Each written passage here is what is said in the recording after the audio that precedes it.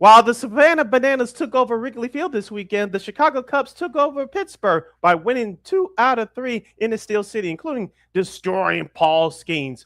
On the south side, the White Sox did not ruin Munetaka Murakami's bobblehead day. He went 2 for 5 with 2 home runs and 6 RBIs. The Sox avoided the sweep of the Houston Astros.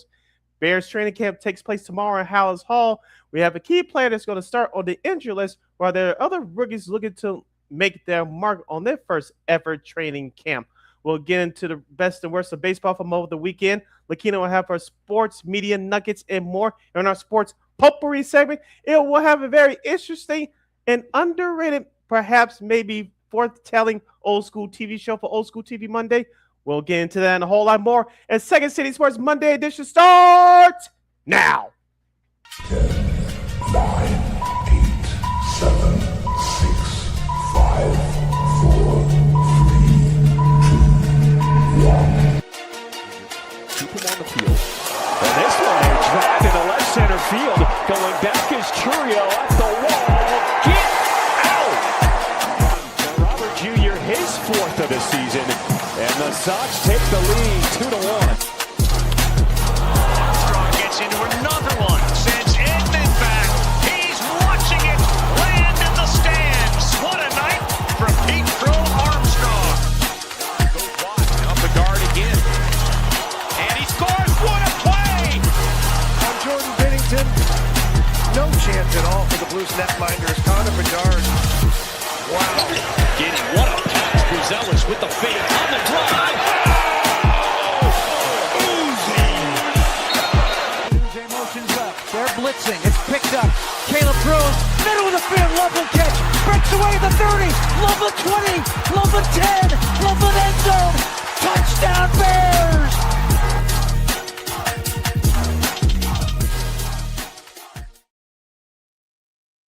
Welcome to another Fun Film Monday extravaganza edition of Second City Sports, the last Monday show for the month of July. You're locked and loaded, and we're live in the living color right here on Sports Zone Chicago. LaKeena McGee is she. Sidney Brown here. You know it's me. You can follow yours surely on the Twitter, X, and the IG at SidKid80. Once again, it's SidKid80. That's SIDKID80. That's SIDKID80. You follow LaKeena McGee on the Twitter, X, and IG.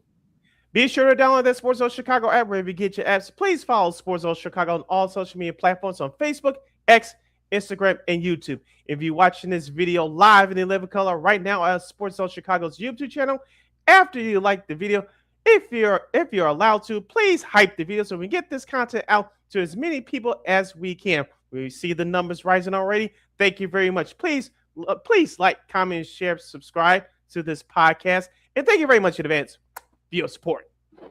But like, share, subscribe, and tell your friends. Like Sid said. We got to say as many times as possible, LaKeena. Repetition.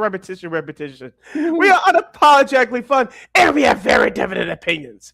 If you have any definite opinions during our 2-hour extravaganza we call a Sports Talk Radio Show, you got to hit us up at Sports Zone Chicago's Facebook page or at Sports Zone Chicago on YouTube. Type in those questions or comments in the comment section. LaKeena will get the up on the screen for you. But you decide to troll and or do something silly, dumb, or stupid, I forgive LaKeena full powers to be a little bit boot. Toodles. But before we begin, shout out to our live game. That's LIVE, live entertainment game that's checking us out live in the living color right now at Sports Zone Chicago's Facebook and YouTube channels at 12:20 p.m. Central Standard Time. But as always, much love to the replay gang that's checking us out on the replay, also at Sports Zone Chicago's Facebook and YouTube channels. Don't you ever forget our motto where we talk sports, music, or entertainment. We will always provide. We'll provide you with some of the best on Second City Sports as we get you geared up for NFL training camps. As training camps are starting to open up across the league, the Bears will fully participants. The other veterans will be in tomorrow. The rookies are already there as we speak. I doubt they're practicing outside because it's storming, about to storm here in Chicago. If it's not storming already in certain parts of the city. Other NFL nuggets and news. We'll also have top breakout players for this upcoming season. A very interesting article from CBSSports.com. The WNBA completed its All Star Weekend, where it's a who's who in a lot of those spots. We got a new winner in the PGA Tour. and a couple of other nuggets as well. It will be going places for Old School TV Monday. You'll see if you can pick that up what I just say in a second. But first, Sid, of course, as we start off in this last Monday show for July, talking a little baseball. The Cubs take 2 out of 3 in Pittsburgh. A tough one. They lose a tough one. Not getting the sweep. Yesterday, James Italiano gave up 5 runs, and Ryan O'Hearn had a grand slam that broke that game up. That matched that game open. So the Cubs, despite their best efforts, they fell just short. But they did win 2 out of 3 in Pittsburgh. They get the Cardinals starting tonight in St. Louis. They got to Paul Skeens, so that kind of bumps up the confidence a little bit. PCA had 3 RBIs and 2 doubles in that, and they end up winning by that game on Saturday by 11 runs. That's actually the first time in his young career. That's the largest road victory for in the previous year against the Rays Cy Young winner. So the Cubs made a little history there on Saturday. So Sid, what do you think? I mean, there was some good, PCA did his thing. The Stars were actually really good. Shota actually had a good outing on Saturday. So I'm kind of like, okay, this is actually not a bad thing. Look, would you rather they swept the Pirates? That would have been nice, but it's kind of been up and down there in Pittsburgh the last few years. So winning in the series there, I think, is more important, especially in this juncture when you're trying to keep pace with the Brewers. Even though technically the Pittsburgh Pirates are a game over 500 after this past series, you're supposed to beat the teams that you're supposed to beat, and that's what the Chicago National League Ball Club did. Even though this pitcher did not qualify for the win last Friday in the opener, Matthew Boyd, let's give him some props, shall we? 7 innings pitch, he gave up 7 hits, 1 earned run, 3 walks to 4 strikeouts. I think the Cubs are undefeated in his last 7 to 10 starts. I forgot the statistic, but ever since his return from injury, the Cubs have won every game that he started in. So we talked about him last year coming on. I said early last year that he could be a pitcher to watch out for. Well, he was a pitcher to watch out for. He made his first All-Star team. This year, he's been he had an early setback with a left knee injury. He's been solid ever since his return back in early June. So we have to give him props there. You mentioned about Shota Imanaga. It looks like as of right now, he solved his control issues. Remember, he was giving up first inning home runs like it was going down the side last year. So far, so good on that front. On the flip side for the Cubs offense, Pedro Ramirez. I know Alex Bregman had the day off yesterday, but Pedro Ramirez had a hot series. The young rookie phenom for the Cubs went 5 for 12 in this series. It could a couple of big RBIs in that Saturday game. He had one on Friday. Dansby Swanson quietly starting to get back up again. He also went 5 for 12 in the series against Pittsburgh.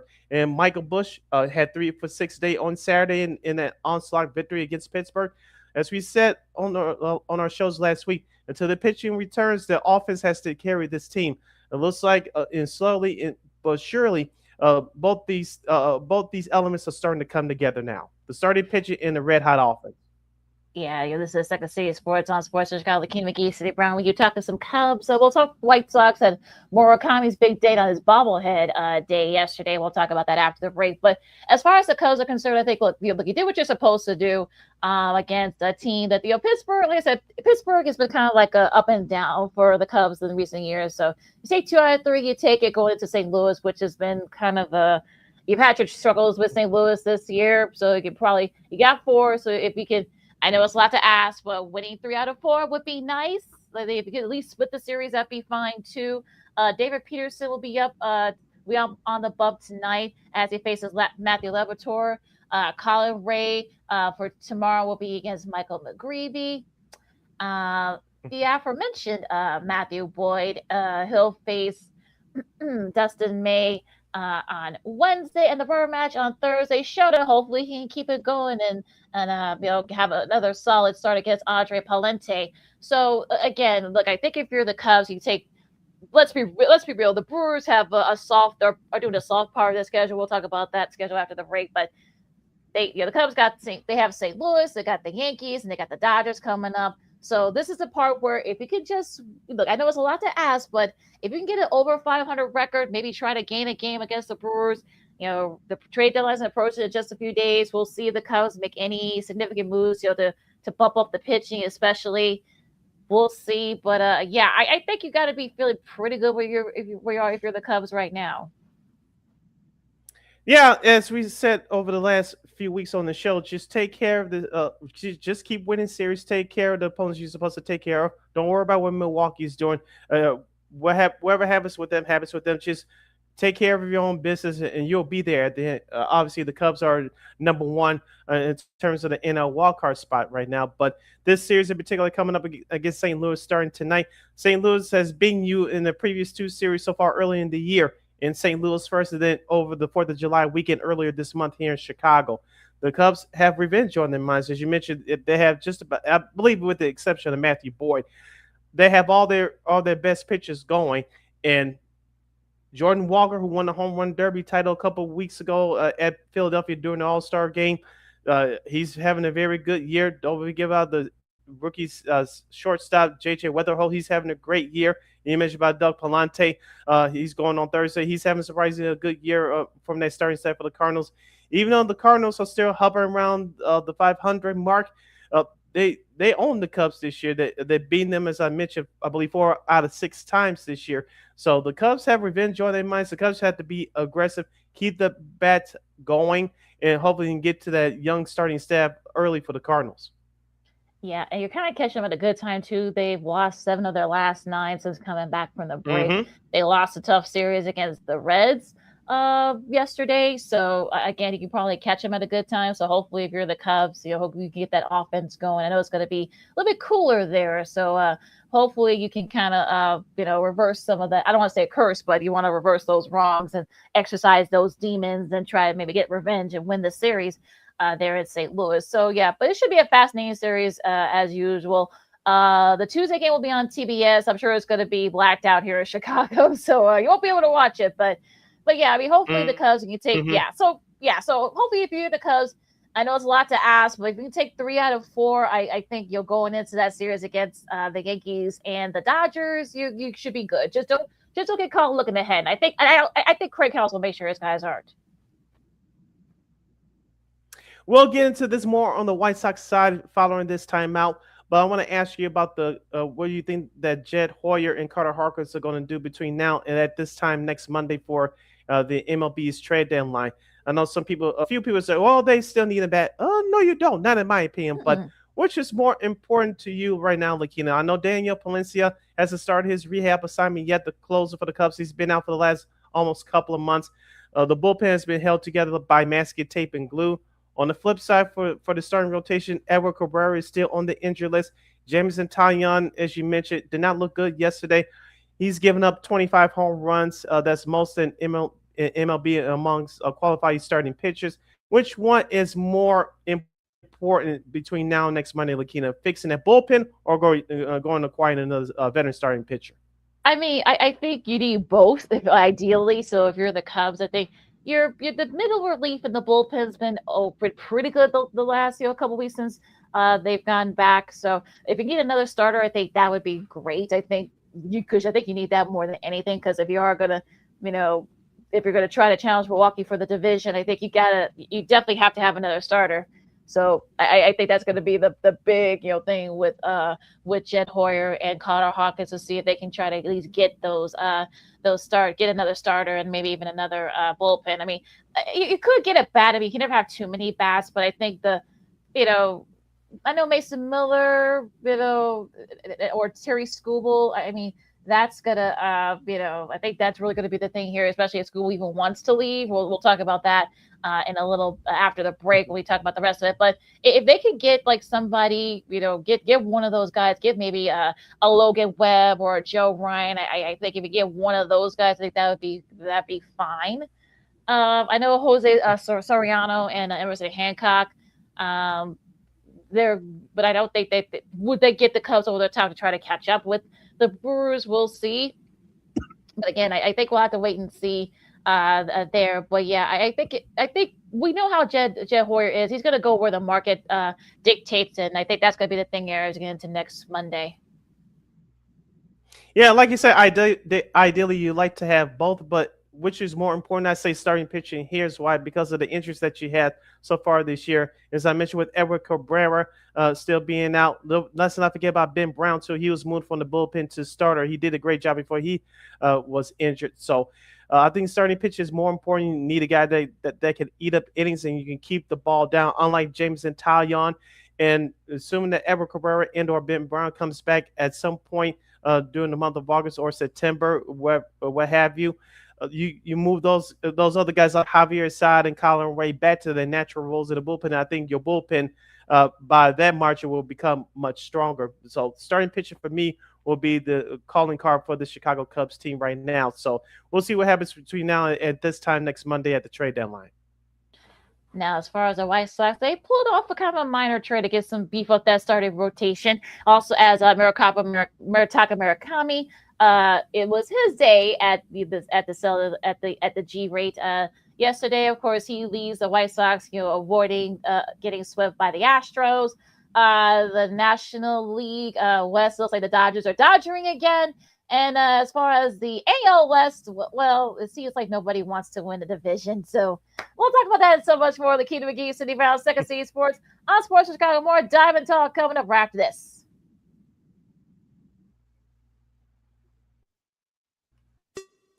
Hey, it's your boy, the Superback, Sean Sierra, and be sure to follow Sports Zone Chicago on all social media platforms. On Facebook, Instagram, and our Roku channel, you can find us at Sports Zone Chicago. And on Twitter, we are at Sports Zone Shy. Also, be sure to download our mobile app so you can take Sports Zone Chicago with you on the go.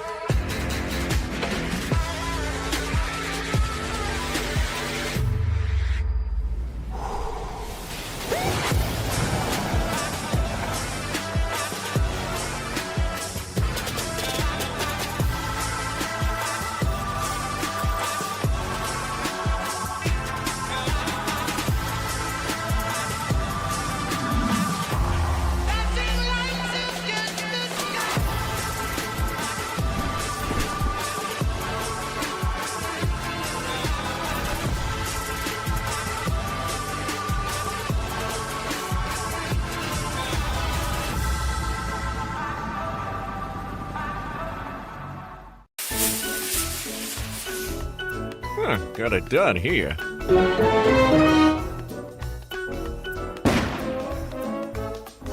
Ouch! And we're gonna make sure you lit this time. Ouch!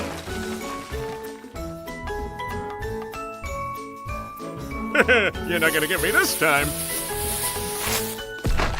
Ow, Manny! Whoops!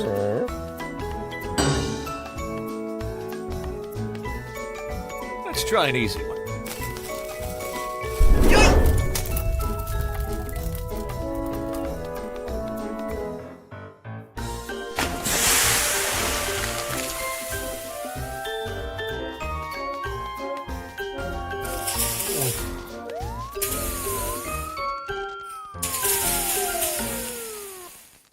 Every day we take steps to keep the people we love safe, but some health risks are easy to miss. Ticks hiding in the yard can spread germs, like the ones that cause Lyme disease. Mice searching for food can spread bacteria that makes us sick. Mosquitoes lay eggs in standing water and can spread West Nile virus and more. Cockroaches are drawn to water in the home, leaving behind allergens that can trigger asthma attacks. Common pests can threaten our health. Learn how to protect your family at pestworld.org.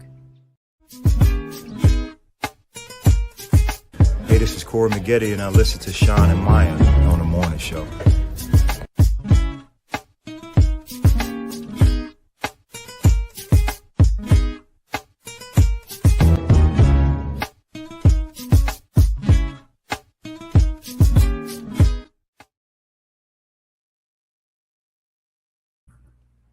Welcome back to Second City Sports on a Monday extravaganza edition. You're locked and loaded, and we're live in living color right here on Sports Zone Chicago. Sid the Kid is me. LaKeena McGee is she. You can follow yours truly on the Twitter, X, and the IG at SidKid80. Once again, it's SIDKID80. That's SIDKID80.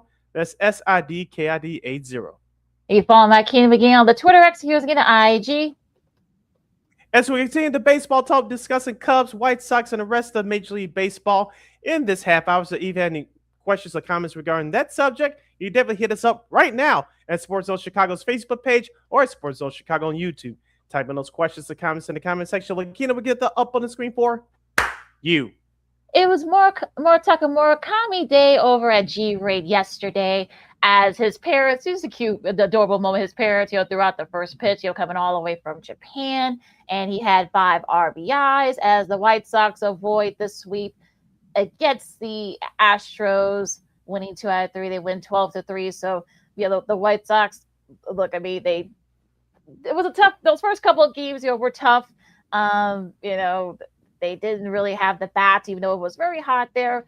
Now on Friday, the Astros scored 8 runs in the 6th inning.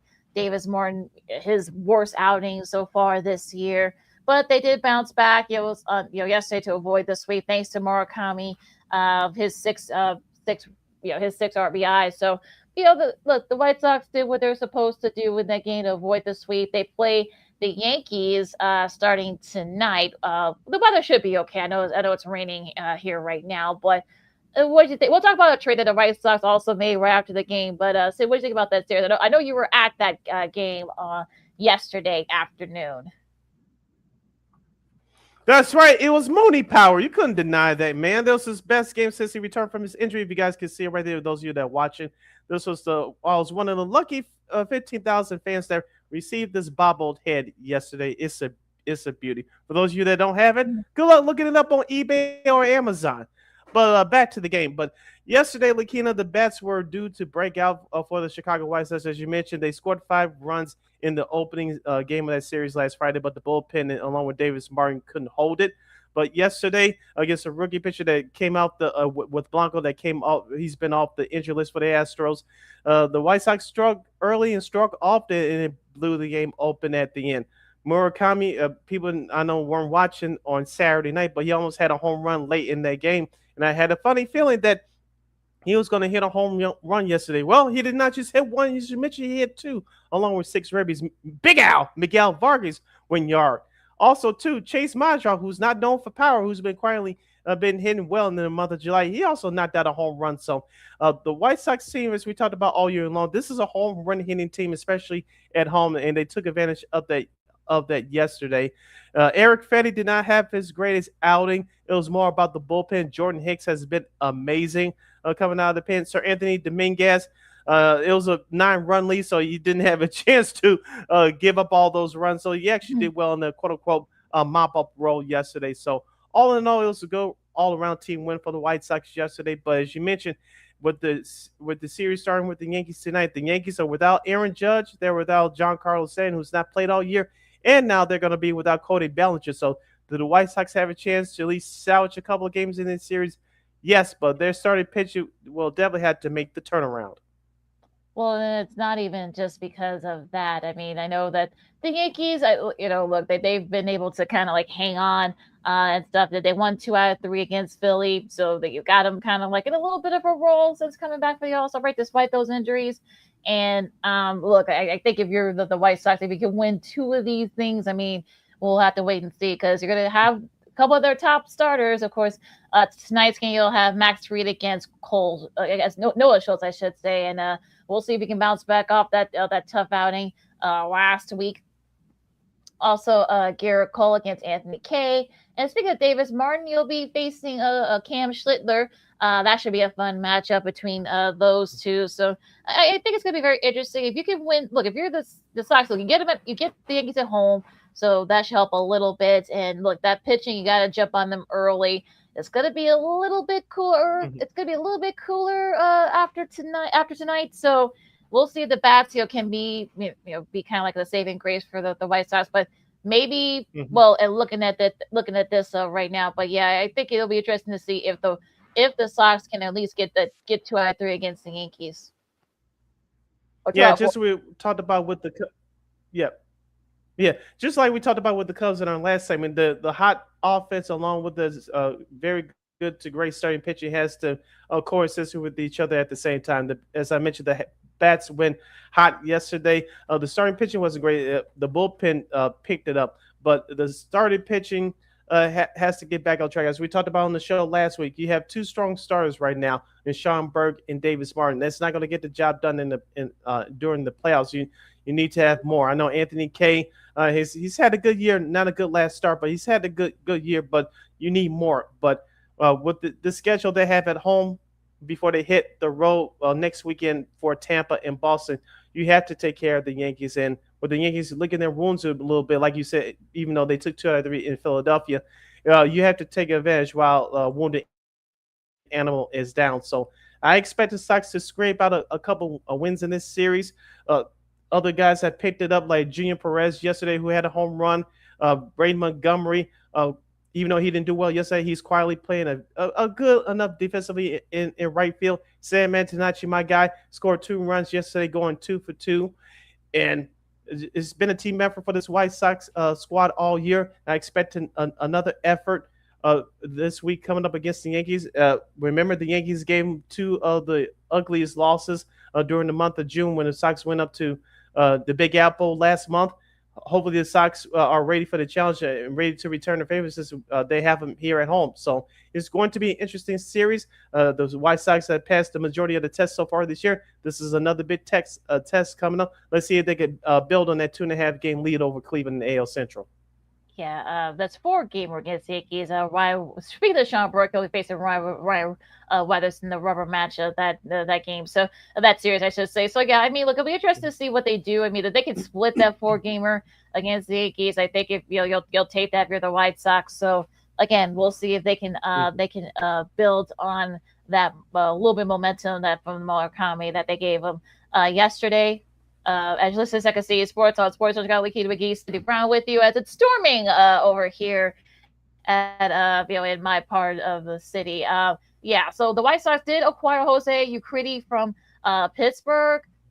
He's kind of like that utility, like a cleanup role in the starting pitching lineup. So you think pitching is going to be kind of like the big thing for the White Sox coming in as we get into the trade deadline on Monday.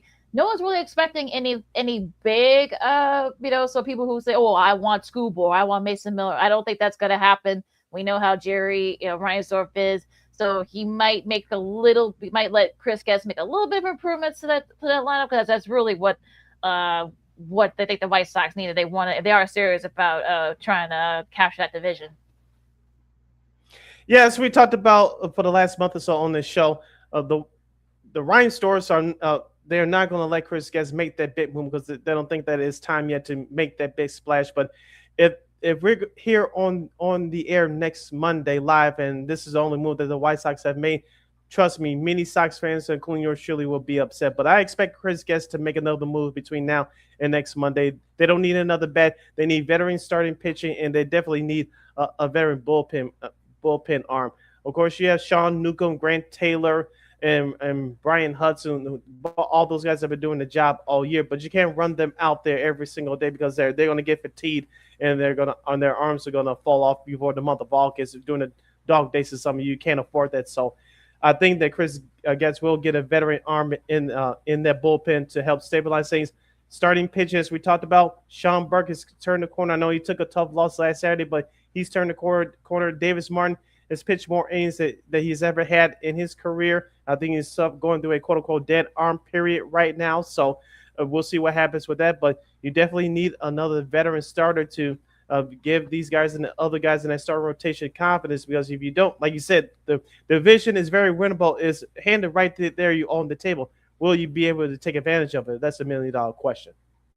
I think the schedule also, too. I think we can definitely say that the Sox, this is kind of like the really tough part of their schedule coming up with these four games against the Yankees. Yes, I know that they're a little bit, but they're still the Yankees. They got to go at Tampa and then at Boston. So, hopefully, maybe you can get a little bit of advantage against Boston for sweeping them at home. Maybe you could return the favor there. So, yeah, so this is sort of like the tough part of the White Sox schedule. I guess they've passed every test so far, but again, it doesn't get any easier, and you're no longer people are noticing you now. So, and also for a lot of these guys, they haven't played this much, so they're not going to have any day offs for another few weeks. So, if you're the White Sox, you better hope that maybe they can perhaps maybe try to make sure we can win the series against these tougher teams and show that you could be a legit contender. Yeah, playoff baseball for the White Sox is here right now. And let's see if they get past this test, as you mentioned, with this next tough stretch coming up in the next 2 or 3 weeks, starting tonight. Hosted the Yankees for 4 games at Sox Park. The first 3 games will be night games. The Thursday game the first pitch will be at 1:10. That's for Thursday's games. The other games starting tonight the first pitch will be at 6:40 p.m. Central Standard Time. You listen to Second City Sports on Sports Zone Chicago. See LaKeena kicking it with you. Let's kick it over to the rest of baseball. We'll stick with the AL Central. LaKeena, every single White Sox fan were Tampa Bay Rays fans this weekend because the Tampa Bay Rays swept away the Cleveland Guardians with the Yankees. Even though they lost, even though the Yankees won 2 out of 3 in Philadelphia, the Tampa Bay Rays still maintain their lead in the AL East division race. Also, too, the Tigers, they're back. They started to come back. Tariq Skubal isn't going anywhere. This is the time for them to make that one. Kansas City took care of you guys, winning 2 out of 3 at Comerica Park. LaKeena, I don't know about you with Detroit, but I'm not believers in them. They should trade Tariq Skubal. One bad month they had in May, I think, is what sealed it. Outside of Kenley Jansen, their bullpen has been terrible. I felt this over a week ago. It's Fugazi. Kansas City showed them what was up this past weekend in Motown. Well, they split their series, in Detroit because it was a 4-gamer, so they're kind of like back to where they started at six back. So look, I think it's still especially even with outside of the division, they're still like right there. They're only a 3.5 back in the wild card. So look, I mean, if they could just scrounger up a good week this week, I mean, look, Tariq Skubal's already said he doesn't want to go anywhere. He has a full no trade. So I can't see, unless he says, hey, I want to go, such and such or ABC, he's not going anywhere. So I think any fans of any teams who want him, that's not going to happen. So look, we see weirder things happen. Look, Detroit was on the receiving end of it last year. They're hoping they could do it this year. So yeah, it's fine. I mean, I'm not gonna fault them for that. So whatever. Now, as far as Minnesota, they won 2 out of 3 against the A's.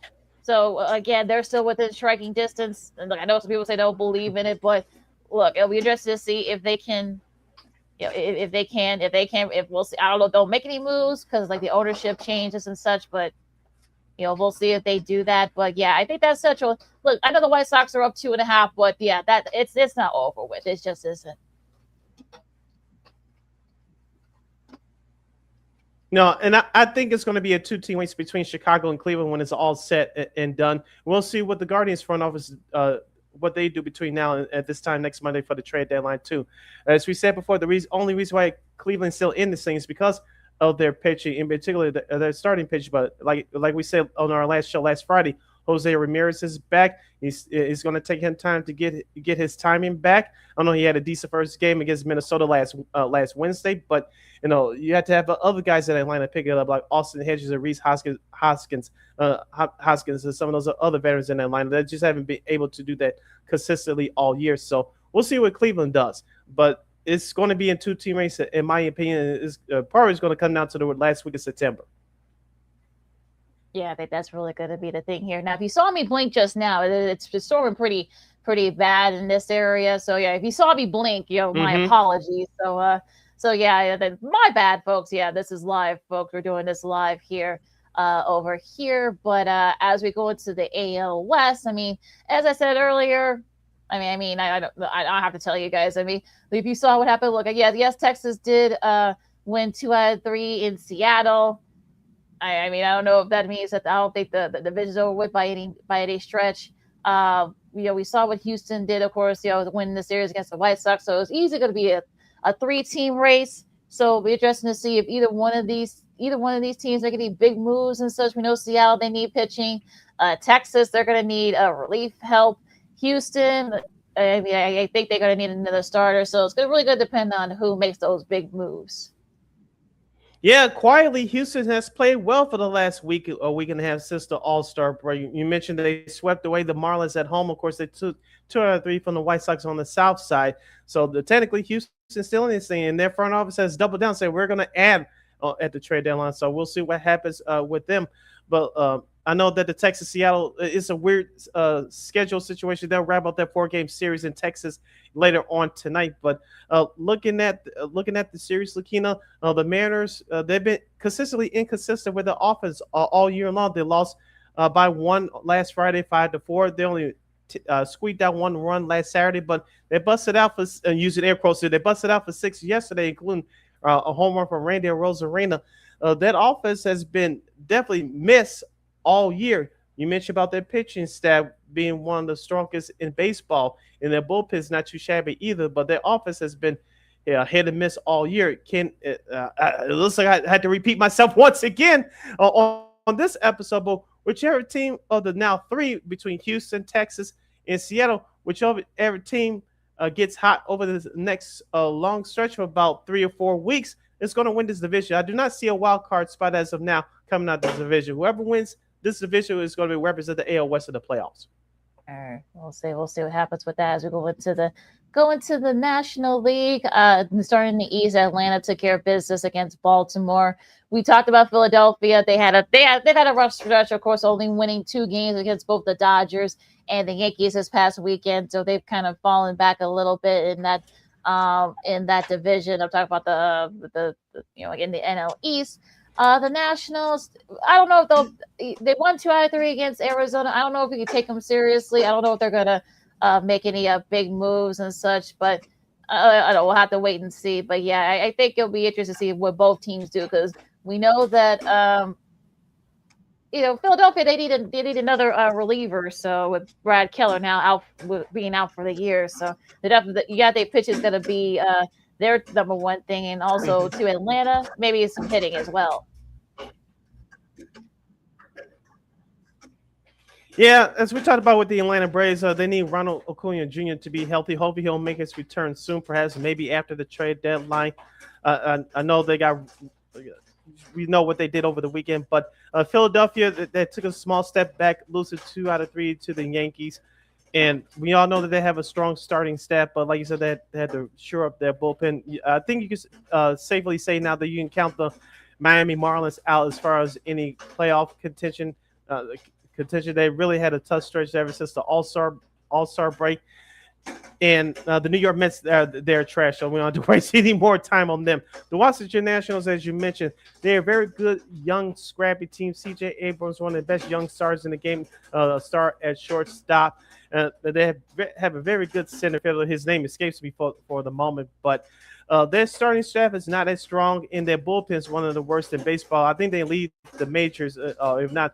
They're definitely top 3 in the majors in blown leads and blown saves all year. If the Nationals had a bullpen, they'll definitely be right in the thick of the thing. Mm-hmm. But I don't think that organization is going to make any moves right now. Because remember, just like the White Sox, this is supposed to be a developmental year. But those players in the locker room said, nope, let's go out and play hard and see what happens. And they still around the 500 mark. But I don't see the Nationals making any strong moves at the trade deadline. That's Hale in background at his apartment. That he's not. No one's drumming, playing the drums. Any neighbors, his neighbors. That's Hale. So yeah. So people wonder what that noise is. But yeah. Going to the Central. Look, the Brewers. Like I said, they're in the soft part of their schedule. The Brewers took care of business against the Rockies. I'm not. Miz had another solid outing, winning 2 out of 3 against Colorado, dominating the rubber match of that series. He struck out 12 of 13 batters. Talk about Jacob Mizorowski. And look, you got to think I think that the NL Cy Young is his. And you can probably say the NL Cy Young award is probably his, unless he has completely falls off. But yeah, I mean, Milwaukee's doing what they're supposed to against inferior opponents. So it is what it is. We talked about Pittsburgh and St. Louis. Now going out west, the Dodgers are dodgering again. I know they lost. Like I said, I know they lost the rubber match. Trademark. Yeah, I know they lost the rubber match against the Mets, but they did win 2 out of 3 there. So it's Citi Field. So yeah, it's fine. look, I think it's going to be interesting to see if the Dodgers do maybe bump up because they do need a little bit of the middle relief help, if nothing else. So you got to think that they're going to be looking to see what happens. Also, Kyle Tucker's sighting. He had a couple of home runs in that series. Of course, Yoshiro Yamamoto only gave up 1 run in 6th innings. So yeah, you got to think it's between him and Miz for NL Cy Young right now. But yeah, the Dodgers are doing their thing. Yeah, let's not forget about Christopher Sanchez, the stud left-hander for the Philadelphia Phillies. His name is in the conversation as well for NL Cy Young contention. But back to the Dodgers. It's interesting that Kyle Tucker has struggled this year. I'm using air quotes because of we know what he's has able to do in the past at the stops with Houston, of course, the one season with the Cubs last year. But when you're struggling like Kyle Tucker has struggled this year at the plate, you have other guys like Mookie Betts, Freddie Freeman, and Teoscar Hernandez, and Will Smith whenever he gets back from injury, their star catcher, and Andy Paez, who's a first-time All-Star this year, who's had a great year from not just at the plate but at center field as well. You have those other guys protecting you in that lineup. You have time to gain your confidence back and benefit all the other guys that are doing the job. So that's what's going on with Kyle Tucker right now. As you mentioned with the Dodgers, they could use an extra bullpen. They also could use some healthy bodies as well in their starting rotation. We know about Blake Snell's injury history, along with Tyler Glass now, and some of those veterans on this squad. So if Andrew Freeman can acquire another veteran starter, that'll be a plus for the Dodgers. But like you said, if they can get another bullpen guy, that definitely wouldn't hurt as well. No pun intended. Mm-hmm. No, absolutely not. The D-backs, we told you guys about them losing 2 out of 3 to the Nationals. Oh, San Diego, they actually took care of business, and of course we talked about the Marlins. They swept the Marlins. About the Padres, but yeah, we'll see if they can keep it up. We know that it's not. The answer to that has been no so far. So to never was worth the other Padres fan. So yeah, we'll see if that if they can build on that momentum there. And I'll go into this week schedule for the early part of this week. You got Seattle and Texas, Arizona and Pittsburgh, Baltimore and Detroit, Philadelphia and Miami, Toronto and Washington. Your Monday night game of the week will feature the Battle of Ohio between Cleveland and Cincy, and Atlanta and the Mets. Other series that will be starting tonight, the New York Yankees will travel to the South Side to take on the White Sox. The LaKeena's Cubs will travel to St. Louis to take on the Cardinals. The Houston Astros will stay on the road but head out west to face the Anaheim Angels. The Boston Red Sox, they had a very good weekend series against the Toronto Blue Jays. They'll go out west and they'll face the Oakland A's in Sacramento, and the Milwaukee Brewers, they'll head out west. They'll take on the San Francisco Giants. All right, the rest of your series that are starting tomorrow, Texas and Tampa. That should be an intriguing series. Toronto and Washington. And let's see, anything else? Oh, Kansas City and Minnesota. We'll see if Minnesota can take care of business there. Like I said, the second game of that Cubs St. Louis series will be the TBS game of the week. I think it's going to be blacked on both Chicago and St. Louis. So sorry, folks, you're not going to be able to watch that on TBS tomorrow. Colorado and San Diego, and Seattle and the Dodgers. To wrap up the rest of the schedule. In your national TV schedule for Wednesday, MLB Network will broadcast the New York Yankees White Sox series, game 3 of this series from Chicago. It'll be blacked out locally here in Chicago and New York as well. For those of you that are in New York, it'll be aired on Amazon Prime Video. That's the New York Yankees telecast. And the Thursday game on ESPN will feature the Washington and Atlanta and MLB Network. Wednesday game will be Seattle and the Dodgers. That's the other stuff for this Thursday. And that's your schedule for this first part of the weekend MLB. Hour number 1 is officially done. Hour number 2 starts following this timeout right here on Second City Sports on Sports Zone Chicago. The Chicago Bears will open up training camp tomorrow. Which storylines are we're following? We'll give you our bird's eye view of what to expect from Ben Johnson in year number 2 of his regime. We had to get into the Baseball Hall of Fame speeches. LaKeena will have her sports media nuggets, and we're going places for Old School TV Monday. That and a whole lot more. I'm Sid. That's LaKeena. You listen to Sports Zone Chicago. Hey, it's your boy, the Superback, Sean Sierra, and be sure to follow Sports Zone Chicago on all social media platforms. On Facebook, Instagram, and our Roku channel, you can find us at Sports Zone Chicago. And on Twitter, we are at Sports Zone Shy. Also, be sure to download our mobile app so you can take Sports Zone Chicago with you on the go.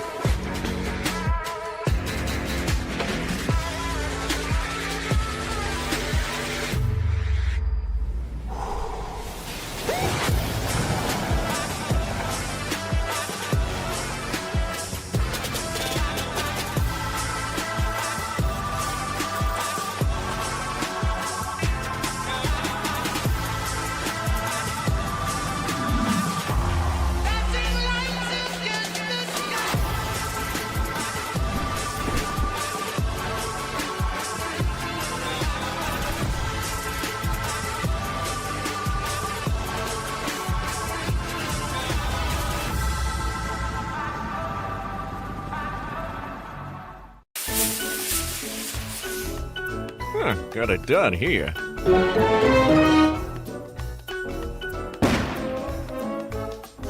Ouch! And we're gonna make sure you lit this time. Ouch!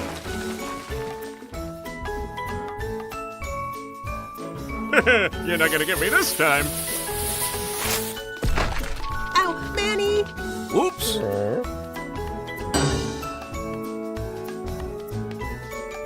Let's try an easy one.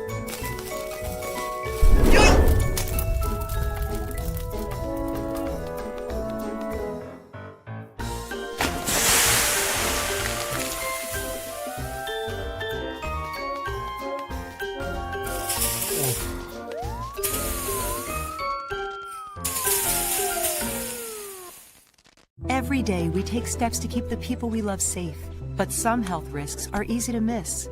Ticks hiding in the yard can spread germs, like the ones that cause Lyme disease. Mice searching for food can spread bacteria that makes us sick. Mosquitoes lay eggs in standing water and can spread West Nile virus and more. Cockroaches are drawn to water in the home, leaving behind allergens that can trigger asthma attacks. Common pests can threaten our health. Learn how to protect your family at pestworld.org. Hey, this is Corey McGee, and I listen to Sean and Maya on the morning show.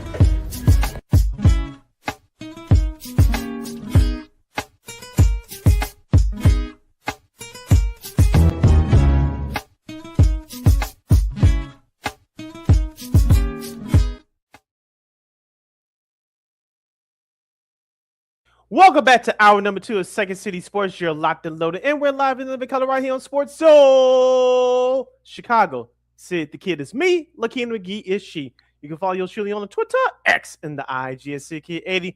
Once again, it's SidKid80. That's SIDKID80. That's SIDKID80. You follow LaKeena McGee on the Twitter, X, and the IG. As we kick off hour number 2, discussing the Chicago Bears on the eve of training camp 2026 and previewing training camps from around the league. For this half hour, as we kick off hour number 2 of this Monday extravaganza edition, if you have any questions or comments regarding the Bears and or the NFL, you can definitely hit us up right now at Sports Zone Chicago's Facebook page or at Sports Zone Chicago on YouTube. Type in those questions or comments in the comment section. LaKeena will get them up on the screen for you. Now the Bears are the rookies are there. They've been there since last Saturday, but the veterans will be there tomorrow as training camps start opening all over the league. We'll give you some news and nuggets from some of the training camp coverage in a second here. But yeah, I think the Bears. Look, I know people are starting to pay attention to them, and there's a lot of hype around them after last season. Some people even say that if you watch Get Up, there's some that say that Caleb Williams, if Should he do well? Could he be in the MVP discussion? I think people need to slow down on that for a bit. But yeah, it's gonna be very interesting though if the Bears can kind of see if they can build up the hype, because no, like we've been saying, they can't no longer say that they're hunters now they're hunted. So we'll see how the Bears respond to this. Yeah, as we talked about as well early in the offseason, after the draft when the schedule came out, they do have a tough play, tough first place schedule. I'm using air quotes. Their first place schedule this year, so the division is not going to be easy. Their non-conference schedule is not going to be easy either. So it's going to be a test every weekend. The way they won their games last year, 7 out of their 11 victories came on the final position less than 2 minutes ago, and I believe it was under 7 points or less as well. So it was a if you're watching a movie last year, you've definitely been entertained. But if you rely on that as a business model to win games this year, it's not going to happen.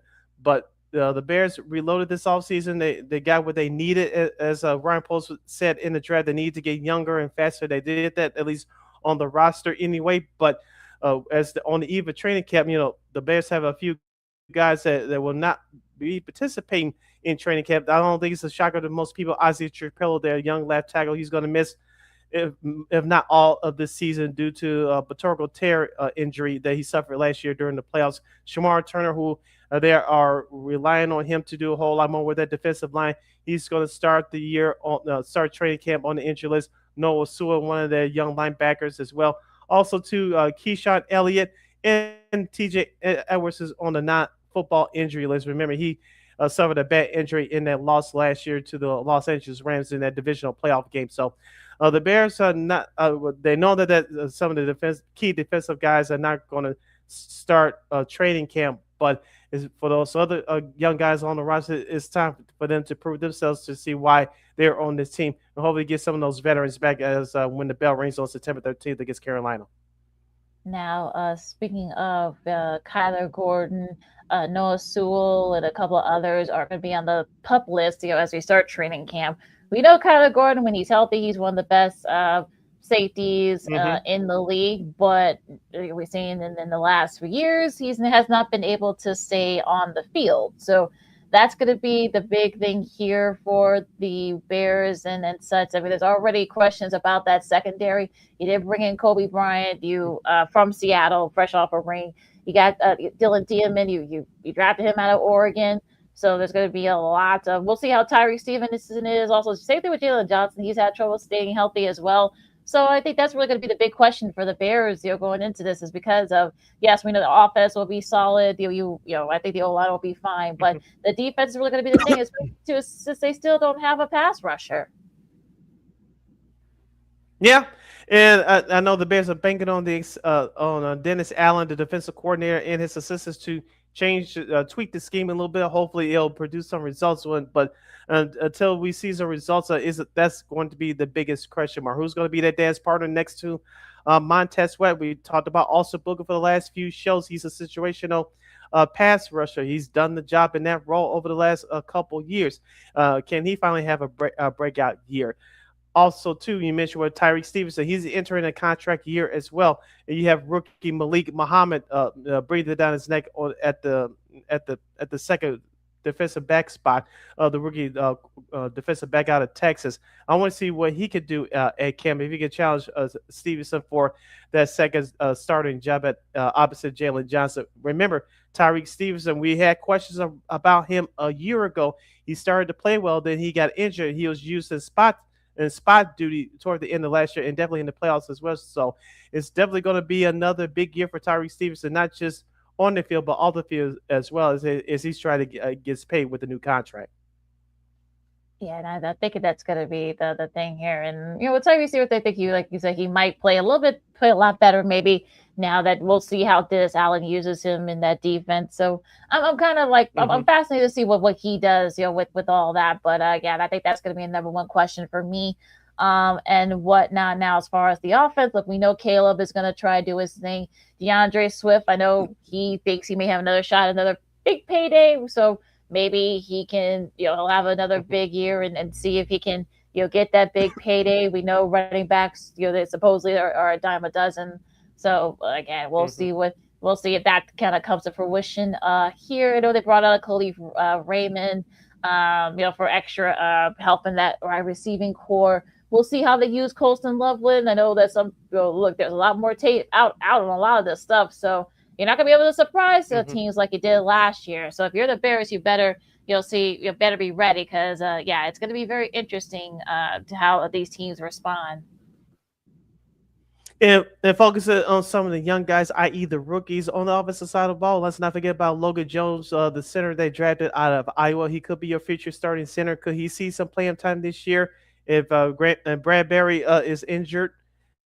We assume that veteran who they traded from New England, early in the offseason, we assume that he's the starter for now because he's a young veteran. But if he goes down, could Logan Jones step up into that role? He's going to have to. So we're going to see how much reps does he get in training camp. You mentioned about all the tight ends, LaKeena, and in particular, Coastal Lovely, who's their quote-unquote number one wide receiver at the back end of last year. You're going to have another tight end in Sam Roush, the rookie tight end out of Stanford. How is he going to be used in this Ben Johnson offense? And also, too, we talked about Luther Burden being that being that number two wide receiver now. This time last year, he was being used as a gadget guy, as not just a special teams guy, but that special gadget guy in that third, fourth wide receiver spot. Now he's expected to be number two. But you talked about Khalif Raymond, Xavier Thomas, who was drafted out of LSU. He could fill that role of Luther Burden. Luther Burden's role was last year, being that gadget guy, that third down guy, being that player that just being used as a wide receiver, reverses and whatnot. So I'm looking for what Xavier Thomas has to do. Speaking of Khalif Raymond, LaKeena, he could also be big on third down as well. But let's not forget he could be very good like he was in Detroit on special teams as well. Yeah, I think that's really going to be the biggest strength for him. Was the specialist teams. He had a couple of kickoff and punt returns for touchdowns. So we'll see how he does in the special teams part of that. That's really his main thing here. And then close it before we go into the rest of the NFL. I'm wondering. Look, TJ Edwards is another name. He's also going to be in that pup list. So that middle linebacker position, it's kind of wide open. So do you just move guys around? So do you get Jack Sanborn to play middle linebacker? Terrell Smith, I know that's another name that some people say he probably could be part of that middle linebacker spot. So again, I think it's gonna, like I said, I think this part is really going to be the big question mark if you're the Bears. Yeah, that linebacking core, like you said, went through some changes this offseason. Jermaine Edmonds, who did not do a bad job last year. Of course, he was from the old Matt Eberflus regime. He did do the job last year, but he just didn't fit Dennis Allen's system. That's why he's going to the New York Giants. But you mentioned TJ Edwards is going to start training camp on the pup list, along with rookie linebacker Keyshawn Elliott, who they drafted at Arizona State. But that defensive line, like we said, is going to be the key.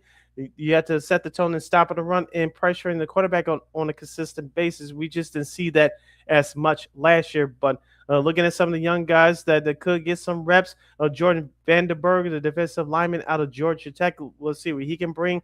Also, to Jaden Loving, the defensive lineman out of Wake Forest.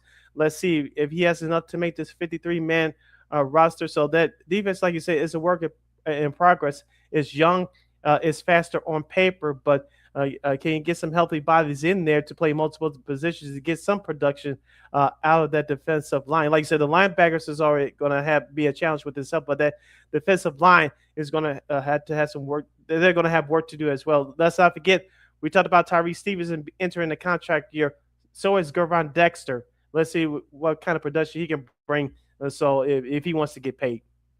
Yeah, so that's going to be I think that's going to be the main question for the Bears, especially in that front seven. So yeah, that's going to be, if you want to say that that might be the thing that might keep the Bears from not having a good record. Yeah, I think there's this defense because it still has some question marks.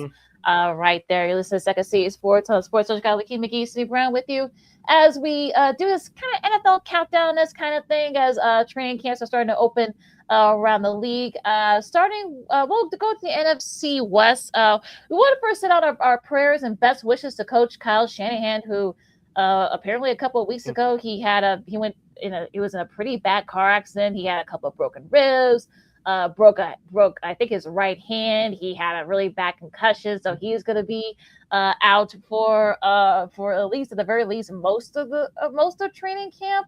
So it'll be interesting to see how that kind of plays out too. But the guy that's going to be taking over for Shanny for a little bit as he recovers, he should be. I think GM John Lynch said he should be good to go by the time of the training camp starts. So it's going to be very interesting. I know Chris Forrester, who was one of the tight ends coaches. He's very, let's just say, the O-line coach, also his assistant coach, he's very vocal. Mm-hmm. He's a very totally different personality from for Coach Shanny. But yeah, it's going to be very it's gonna take some time, I think. But I think the good news is also too, if you're the 49ers, you get Fred Warner back. You lost him early last season with a torn Achilles, so he looks good. Hopefully he can get it going. Mike Evans is over there now, so that gives Brock Purdy an extra guy to throw to. So it kind of, I know injuries have been a thing here for the 49ers. Maybe this is a good omen. Maybe, they won't have a lot of injuries like they've had the last few years. Yeah. The coaches got all the brunt of it. But what do you think about the 49ers and the kind of like their aspects? Yeah, like you said, we wish Kyle Shanahan the best. So hopefully he gets back soon, fully recovered. But let's be real here about the San Francisco 49ers. How they won that game in the playoffs at Philadelphia last year, we'll never know. Like you said, despite the injuries that they suffered, especially on defense. Let's not forget, too, George Kittle was out for most of the second half of the year last year. But Brock Purdy, in my opinion, took a slight step back last year. He was playing at an MVP level a couple years ago. He took a slight step back last year. I know he was hurt for a few games, but did make it back for the 49ers to participate in the playoffs. But let's be honest, they got beat up on the offensive and defensive lines last year against Seattle, your current reigning defending Super Bowl champs, and they have to be tougher on that front. As you mentioned, Fred Warner, it helps them majorly. It helps them in the major way, I should say, with him coming back on that defensive line, not defensive line, but to help them with that defense in the linebacking core. So, and Brock Purdy has some new weapons. Hopefully, Christian McCaffrey, their star running back, can stay healthy this year. If they can do those things, I think they'll be back in the playoffs again. But they're going to have some strong competition, in particular the Los Angeles Rams. They added Myles Garrett on their defensive line this offseason, and Matthew Stafford still standing upright and healthy. So they're going to have some major competition out there in the NFC West division. And let's not forget about, obviously, Seattle as well. And speaking of Seattle, I know I'm jumping the gun here a little bit, but they'll be your team this year for HBO's Hard Knocks, as they'll go behind the scenes in their quest to defend their championship. Yeah, HBO made that announcement over the weekend, so that should be a fascinating series for this season coming up. So that should be the reigning Super Bowl champs. So I know they've had a couple of deflections. Of course, Caleb Walker III, he's over in Kansas City now. We'll talk about Kansas City in a second. Zach Charbonnet, he's going to be on the PUP list to start off training camp. So kind of a couple of tough ones here. So we'll see if Jadarian Price, he can, there'll be an opportunity for him perhaps to be that top running back there. Of course, we know about JSN, Jackson Smith-Njigba, Cooper Kupp. That O-line's pretty solid. Look, we know how good that D-line is, with Leonard Williams, Jaron Reed, Brian Murphy Jr., of course, Marcus Lawrence, a lot of veterans, Ernest Jones, the fourth as well. Devon Witherspoon, I think he's going to be kind of like the guy now that Kobe Bryant's here in Chicago. So I'm fascinated to see what Seattle has, and we know it's tough to repeat. There hasn't been a repeat in over a decade, so I'm kind of looking forward to see how Seattle looks.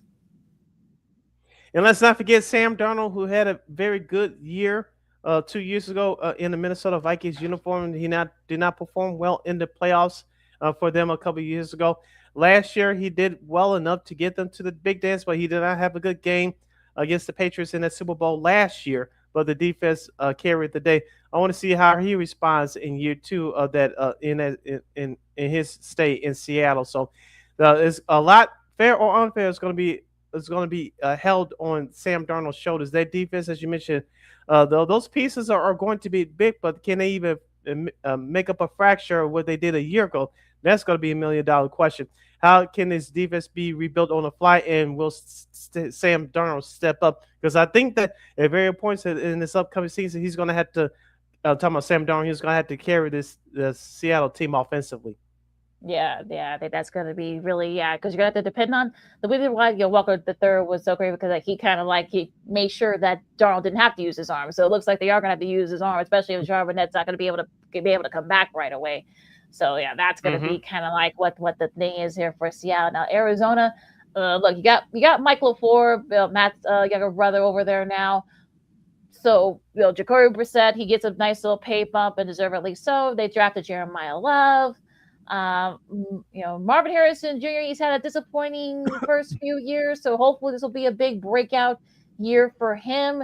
Josh Sweat, I know that he might want to go back to Philadelphia.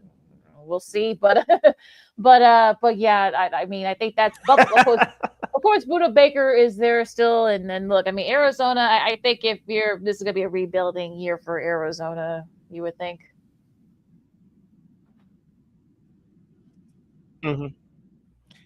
Yeah, like you mentioned, they have some young, talented players on defense. Excuse me, but the offensively, there's where it's going to be challenged up.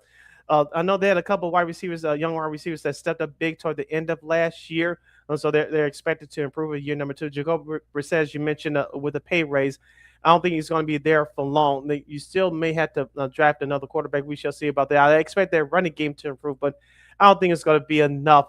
In that division. That division in the NFC West, as we talked about, is too strong. The Rams, the Seahawks, the 49ers.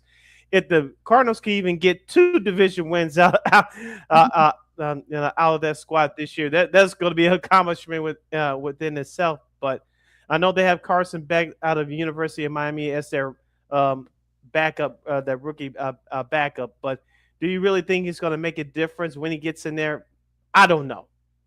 Yeah, I think that's going to be if you're Arizona, I think you're just looking to see what you got. So, again, we'll have to wait. Now, one of their guys, you probably don't know too much about him, but he is slated that could have one of the breakout seasons this year, and that's Walter Nolan III, who's the rookie D tackle that just drafted from Mississippi. He was actually a 2-time All-SEC D tackle, so he could be one of those breakout guys. CBSSports.com wrote an article about that, and 5 breakout candidates for this upcoming season, and I think Walter Nolan III could be one of the bright spots in Arizona. Yeah, he's going to get a lot of playing time. As we said, that Arizona defensive line is in a lot of work. You have a lot of young talent. Whoever steps up and who has the most production is going to get the starting spot. It's with a team like Arizona with a bunch of young guys. It's not just about learning schemes, but how you carry yourself on and off the field. Who can retain the information and get out there and make some big plays quickly. Whoever does that consistently is going to get the spot. Yeah, so I don't have the list in front of me. I think that there's a video, but not that. I think he's definitely going to be one of those guys that's going to be one of the breakout guys. So we'll see if he can definitely, that's going to be really going to be the thing here if you're Arizona. Like, you'll see if you can try to maybe, the offense is going to probably might have their struggles. So I think this is going to be kind of like his time to shine, especially his rookie year, especially with Nick Rallis over there. In that he's actually one of the few detainees from the coaching staff, but he's actually been really good with that defense in the last few years. So we'll see if he can take his play to another level. You're listening to Second City Sports on Sports Zone Chicago City. LaKeena talking Bears and NFL with you as NFL training camps are starting to open around the league. The Bears, as we talked about, they'll start their training camp with the first official practice on Wednesday at Hallis Hall. The veterans will report by tomorrow to Hallis Hall in Lake Forest, Illinois. As LaKeena just jump-started the conversation about NFL's worst to first contenders for 2026. There was an article by John Breach of CBSSports.com. LaKeena talked about Arizona just a moment ago. Another team that John had on this list was the Las Vegas Raiders. They were 3-14 a year ago. They drafted Fernando Mendoza, but I know Kirk Cousins is his backup, but I don't see the Raiders doing anything here. They may get a couple more victories, but I still see them out the playoffs. But I want to discuss this team with you, which John Breach has at number 6, the Cleveland Browns. Maybe it's just me, I don't know, but I'm hearing some very sneaky talk. I'm using air quotes here. Very sneaky talk about the Browns improvement this year. I know that according to John in his article, Tom Munkin, who's now their new head coach, he brings an offensive a mind to Cleveland. You have a very versatile playbook. Given what it was worth last year, Shedeur Sanders was a Pro Bowler last year, even though he did struggle. But many folks expect Shedeur Sanders and Cleveland to make a big jump from year 1 to year 2. Do you see it yet? Maybe it's me personally, but I don't. Yeah, I mean, I know Tom Munkin brings a lot of experience. He was with Baltimore. He used a lot of playoff games for a long time. So I guess maybe that's why some people are saying that, oh, well, last I checked, who they have on defense, because they traded Myles Garrett. They do have Jared. They did bring Jared Verse back, and he's really been a solid player for the Rams. But I guess they're kind of, I guess they're always going to be on him to kind of lead the way. I know they got Quincy Williams. Denzel Ward's been, good, but he's been injury prone the last couple of years. The offense, I mean, I think, look, you got Krishan Junkins. He had a solid year last year. Jerry Jeudy, who they brought in. I guess you could say they could probably sneak in there. But last I checked, I mean, consider the division that they're in, the North. I mean, look, Cincinnati, I mean, they've made a couple of big moves on the defensive front, so we'll see how they do. Baltimore, they've got a new coach, Jesse Minter, but they got a lot of those guys are still there. Maybe Pittsburgh. I know, like, you got Mike McCarthy and Aaron Rodgers, getting the kind of like the mini band back together again. I don't see them. I mean, could they perhaps sneak in there? Look, we saw they could do the same thing that the Bears did last year, but I just don't see it. But I guess they know something we don't. Whoever wrote, I guess John knows something we don't, I guess. Excuse me, but as I said this last year, and I'll say it again. Krishan Junkins is now going to the second year out of Ohio State. He's one of the few draft picks that the Cleveland Browns front office got right, and I expect him to have a big year in year number 2. Let's not forget Deshaun Watson, for what it's worth. He's in the last year of that bad deal that they gave him a few years ago, so he'll be gone after this year. Just finishing up the list, we talked about this team last week, the Tennessee Titans. I think we expect a big improvements from Cam Ward in year number 2 in the National Football League. Robert Saleh is the new head coach. Let's not forget Brian Daboll, former head coach of the New York Football Giants.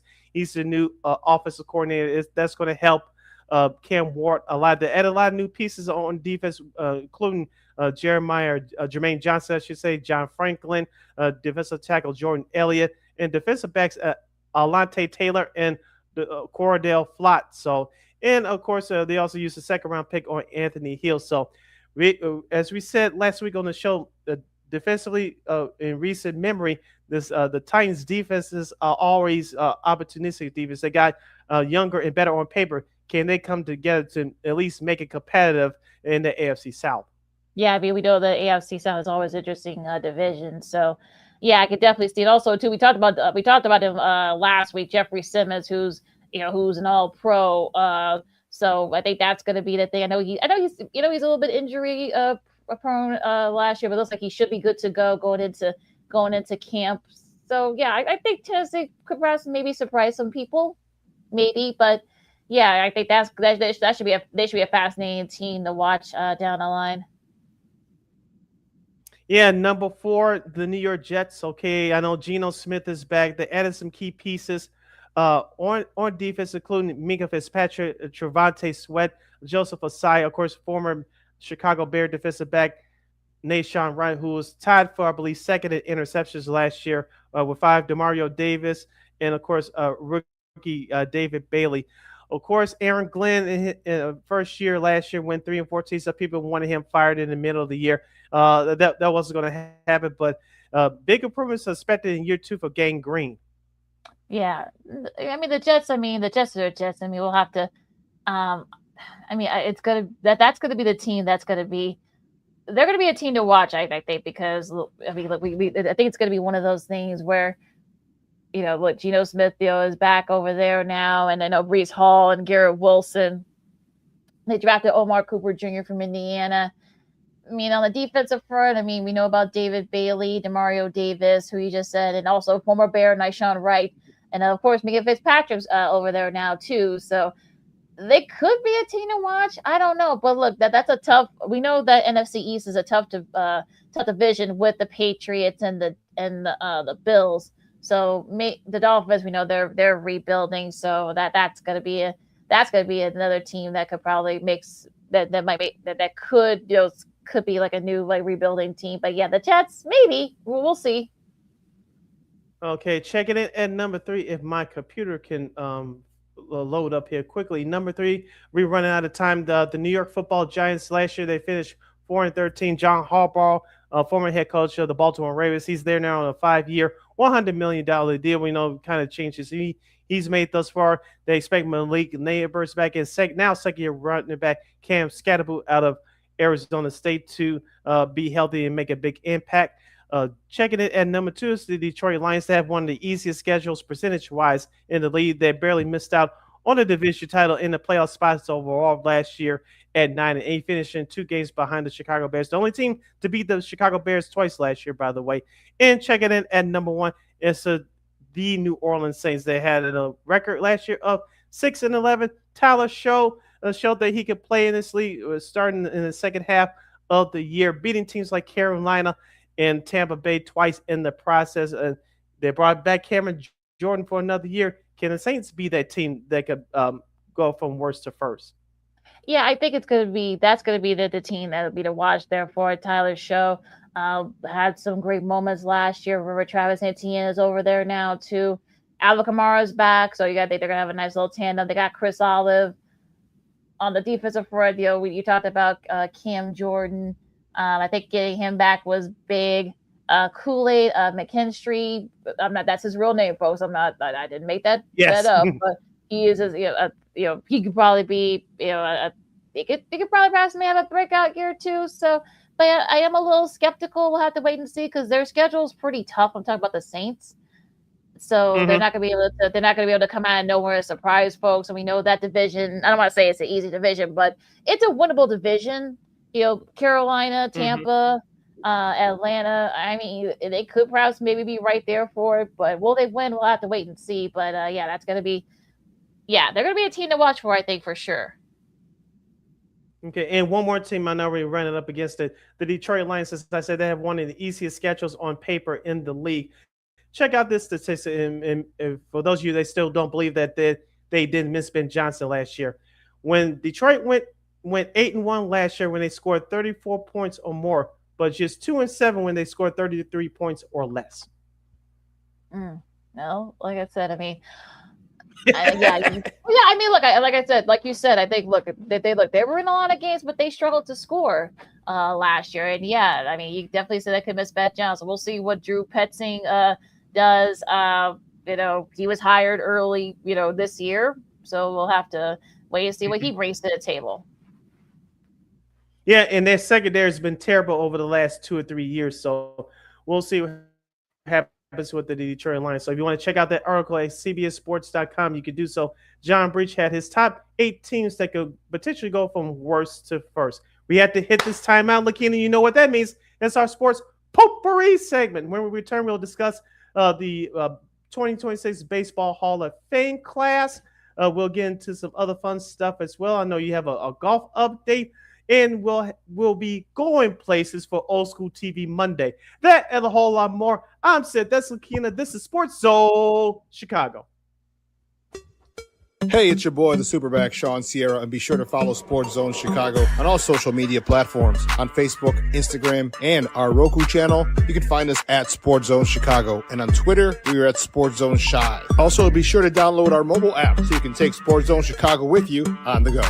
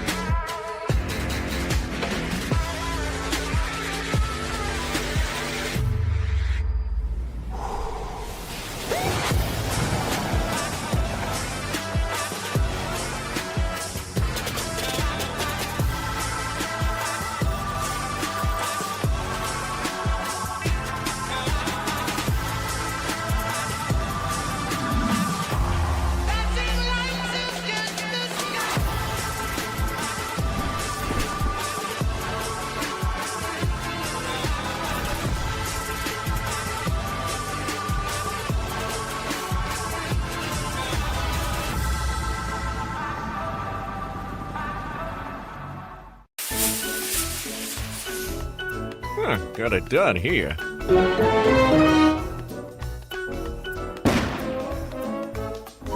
Ouch! And we're gonna make sure you lit this time.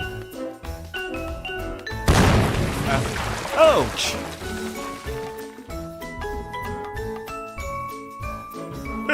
You're not gonna get me this time. Ow, Manny! Whoops!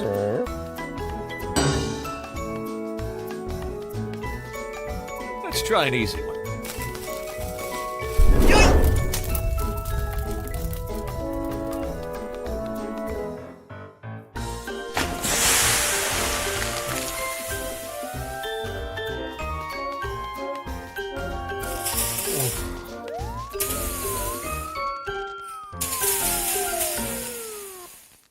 Every day, we take steps to keep the people we love safe, but some health risks are easy to miss. Ticks hiding in the yard can spread germs, like the ones that cause Lyme disease. Mice searching for food can spread bacteria that makes us sick. Mosquitoes lay eggs in standing water and can spread West Nile virus and more. Cockroaches are drawn to water in the home, leaving behind allergens that can trigger asthma attacks. Common pests can threaten our health. Learn how to protect your family at pestworld.org. Hey, this is Corey McGee, and I listen to Sean and Maya on the morning show.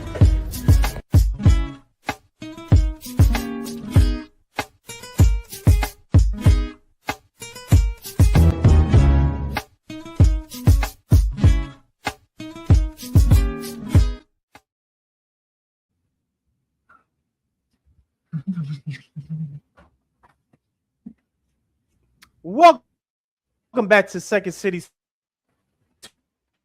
Sports on Sports Zone Chicago. I'm Sid. That's LaKeena on this our sports potpourri segment. So any other subjects we talked about thus far on today's show, you can definitely chime in. This will be our last break of the show for today. So if you have any last minute questions or comments, you can definitely hit me up first personally on the Twitter, X, and the IG at SidKid80. Once again, it's SidKid80. That's SIDKID80. SIDKID80. You follow LaKeena McGee on the Twitter, X, again, IG. As I was trying to say at the top, if you have any last minute questions or comments during our sports potpourri segment, any of the topics we discussed thus far on today's show, from the Cubs to the White Sox to the Bears to the NFL to the Baseball Hall of Fame speeches, which we'll get into coming up, you definitely hit us up right now at Sports Zone Chicago's Facebook page or at Sports Zone Chicago on YouTube. Typing those questions or comments in the comment section. LaKeena will get the up on the screen for you. Let's recap the Baseball Hall of Fame from yesterday. Of course, the annual event about this time every year in Cooperstown in upstate New York. 3 new Hall of Famers were enshrined. They got their new plaques yesterday. Andrew Jones, of course, the veteran Atlanta Brave, also Carlos Beltran, as well as Jeff Kent. All 3 speeches were great, very emotional. I know Beltran. Look, we do this for the last few years. We always do have that guy that could have been a stand-up comic. I think people forget that Carlos Beltran is actually pretty funny. So that was he's kind of like he's next year. This year is kind of like, this guy could have been a stand-up comic, but they all talked about their backgrounds, of course. Carlos Beltran, of course, originally from Puerto Rico. He's now found a baseball academy down there in Puerto Rico now. They're very proud of him, of course. The veteran outfielder for the Mets. Such a he actually just displayed the Puerto Rican flag. Saw a lot of Puerto Rican flags out there if you saw the ceremony yesterday. Of course, Andrew Jones, of course, originally from Curacao, the Northern Antilles. He paid homage to the island there that kind of built him, and that part of it. He also his favorite player, of course, King Griffey Jr., who was there. By the way, Willie Mays, those were his biggest inspirations growing up, and also as far as Jeff Kent, he was fighting back tears. Some of the lessons he learned from his 6 different stops, of course, the Giants, the most well known. He also played in Toronto and the Mets as well. His locker room, of course, was next to fellow Hall of Famer Eddie Murray. So yeah, I think all 3 of these guys are very well deserving, and they all had great speeches yesterday. Yeah, I know they're time limited as well. I'm sure all three of them Mhm. wanted to go into their stories more, but as I mentioned it was time limited. But the thing that stuck out to me the most was Jeff Kent's beginning of his speech. He was talking about his father who worked in Mhm. LAPD as a police officer, and he bought a truck.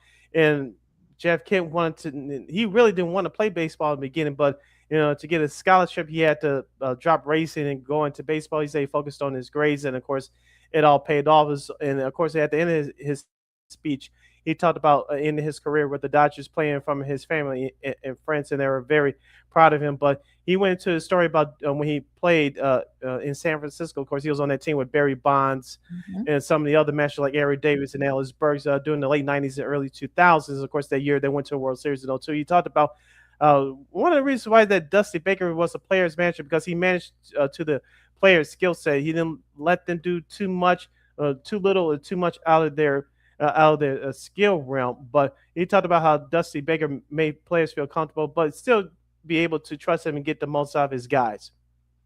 Yeah, and in closing, I think in a lot of ways he was kind of sending a message to, I guess, the baseball, of course, and the labor strife, and basically say that baseball has never been better, there's never been more popular, and he hopes that the two sides can come into an agreement. Mhm. I have folks, not have to miss any games next year. I'm paraphrasing what he said, but that's basically just what he Yeah. said. So we'll have to, see if that both sides take his words to heart.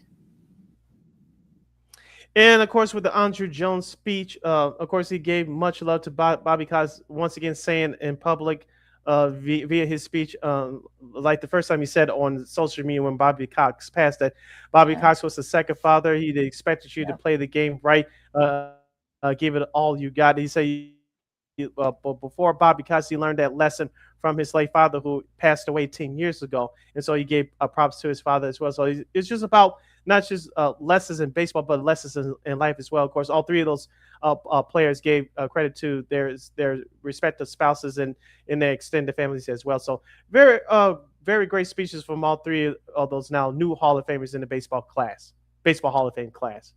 Yeah, and I know, I think all the stuff that these guys go through, and their upbringings, shouting out their parents and family Hmm. members. I know, I saw Andrew Jones fighting back tears talking about both Bobby Cox and his late father, and just Yeah. just like how both those men were big like building blocks for mentorships, in his life. So that's what really sort of stuck out to me yesterday. Of course, Carlos Beltran. Of course, like I said, he talked about like I said, his background and such. Like I said, he got the academy down there in his native Puerto Rico.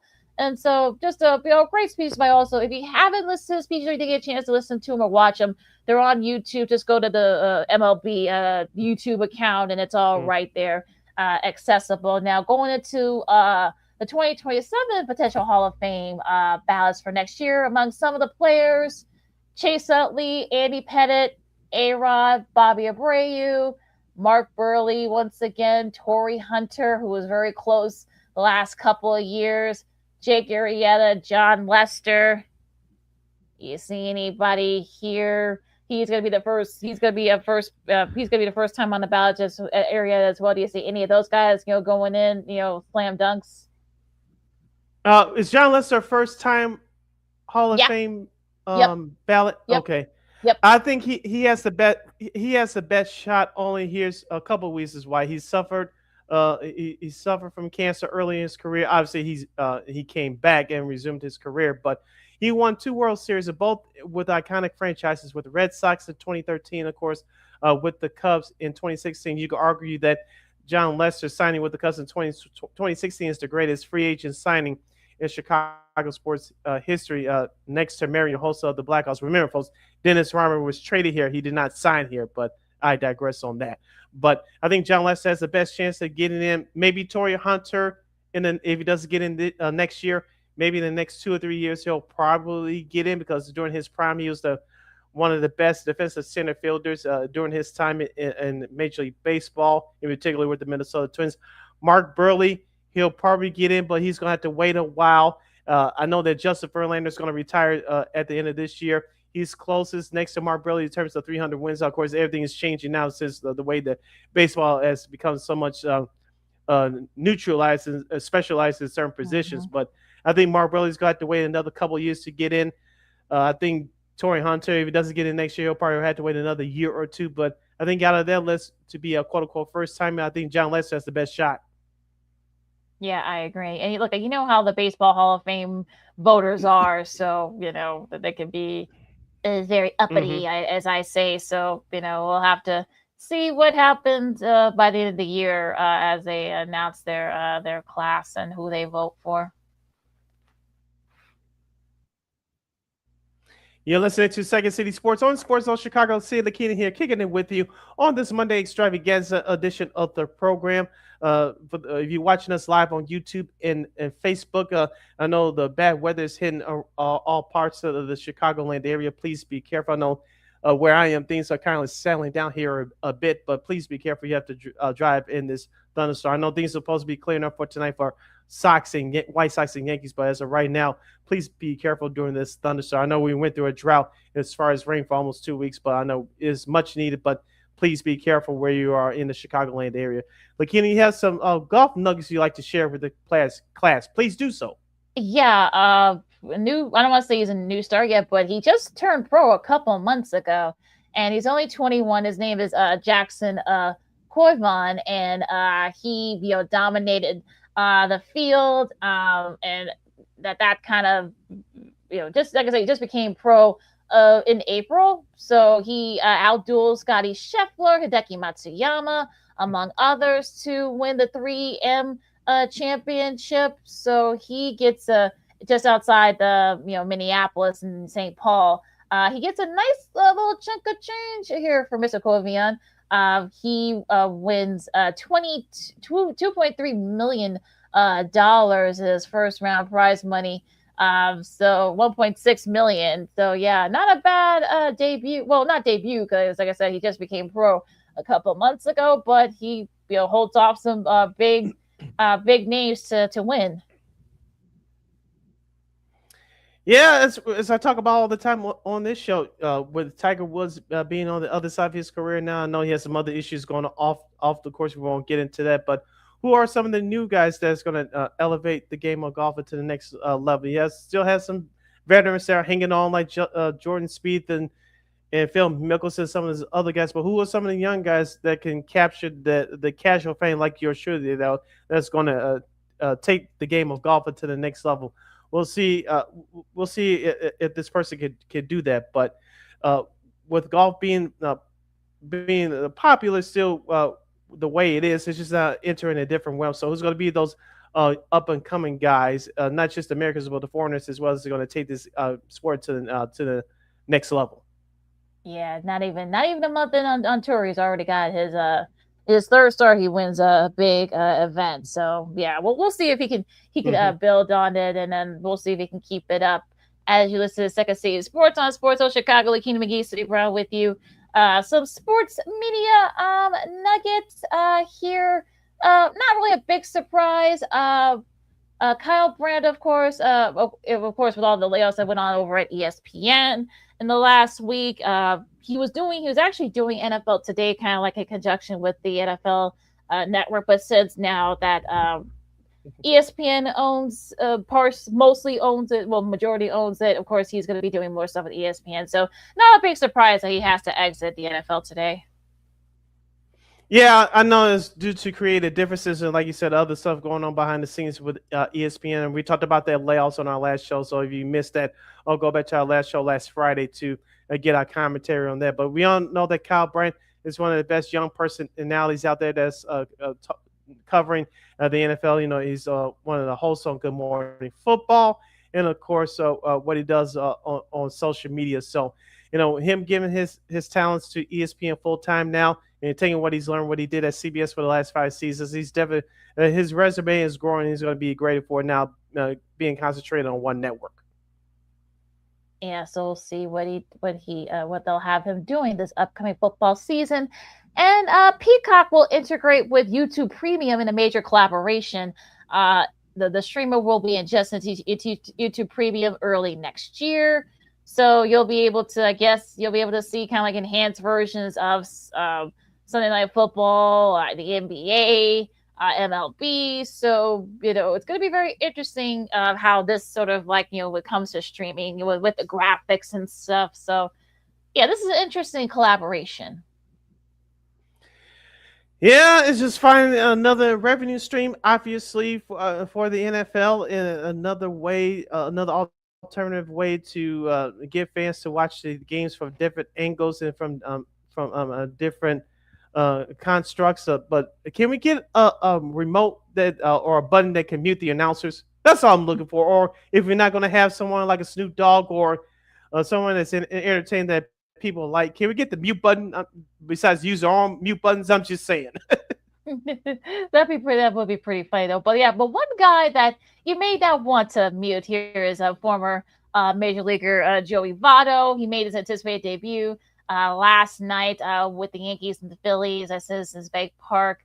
Of course, he'd been doing inside the pitch for the last few months over at NBC, and he'll be moved to the third place dugout. And of course, he's being praised, as we all figured he would be, for his personality, of course, his honesty. He'll tell you, he'll tell you like it is. So yeah, so I saw a little bit of it last night, and I figured he'd be really good. And of course, he would be. So it's gonna be interesting to see how NBC uses him the rest of the season.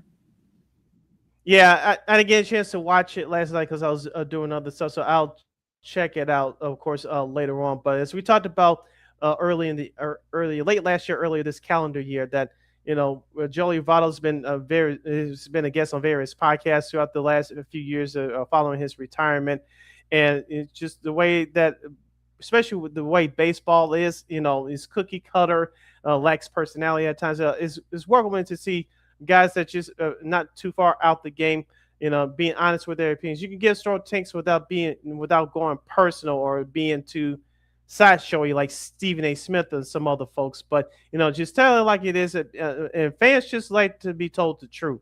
I know some people are like, oh, I don't like the way some people deliver the news sometimes. Okay, but just being honest in your assessments and your analysis, what's going on, and don't sugarcoat it. That's just the bottom line. Yeah, exactly. I think it's refreshing though. I think for some folks. So that's really, I think, what people want. You can be critiqued without being super critical and not hot takey. As I keep it kind of like short and sweet there. Now, one more before we move on. Prime Video will produce the Thursday Night Football coverage independently. They've ended a 4-year partnership with NBC. So, especially I guess now that they have the NBA and they have other sports as well, I think Prime Video feels like they're ready to do this in house. So, yeah, good luck to them on that. I know that many people don't like Thursday Night Prime Video because Al Michaels is still there. But if they still pay you, I will work for that paycheck too. But Amazon is really taking advantage of the deals that they signed with the NFL with these last 2 NFL TV contracts. And I actually like that alternate broadcast better, in my opinion, with the stack cast and the way they have a different angle. So I watched that a little bit more, in my opinion. But the more that the NFL says, the more that people want, the more they're going to give them as far as different ways to watch a football game. Whether some of us like it or not. So I guess that's sort of like the thing here. I guess real quick before we go to Old School TV Monday, the WNBA All Star Weekend commenced over the weekend. Solid crowd. They played at Wintrust. That's easy. Of course, that's that we all figured that that would be a big crowd. That's the biggest crowd, of course, Wintrust Arena has had. Team led by Teresa Witherspoon beat Team Cooper, Cynthia Cooper, 129 105. John Quell Jones, she takes MVP honors. So she plays for the Liberty, of course, and I didn't watch a single minute of it, I'll be honest. So I just wanted to make that. I didn't either. Yeah. So so if you guys are interested in watching it, I want to see what the ratings are. I don't know, but the ratings have still been okay. But So just wanted to make that note. And I believe the Sky are back in action. I believe on Wednesday, if I'm not mistaken. I know No, they don't play. They don't play till Thursday, but yeah, they're back at it tomorrow. So.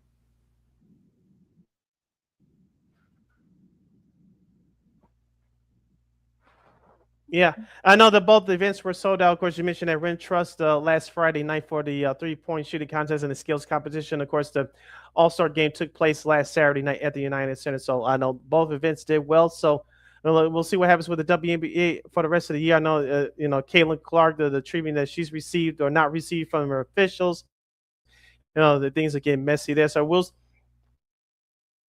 see what happens, but I know that the WNBA is on the up and up in some areas. But let's see if they can keep the momentum going.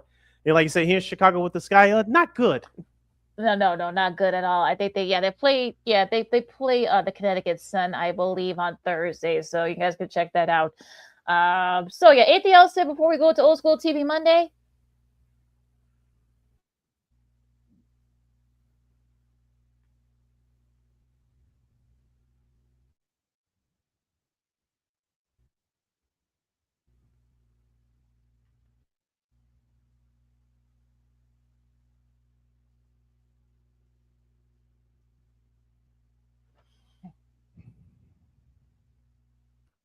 So yeah, so anything else to say before we go into Old School TV Monday?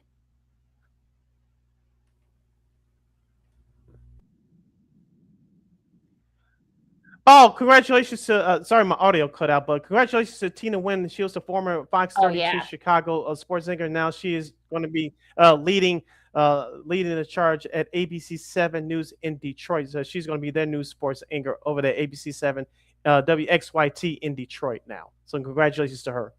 Yeah, they just made the announcement, I believe, just about like a half hour ago or so. Of course, she was here for 2 years here in Chicago, and yeah, she'll make her debut tonight. So if you have you guys out there in Detroit, you guys are getting a good one here. She's very knowledgeable and just very personable. So yeah, you guys definitely good at getting a good one out there. So yeah, she's worked in big markets. She's of course worked in Chicago. She worked at the ABC affiliate in Las Vegas before coming here.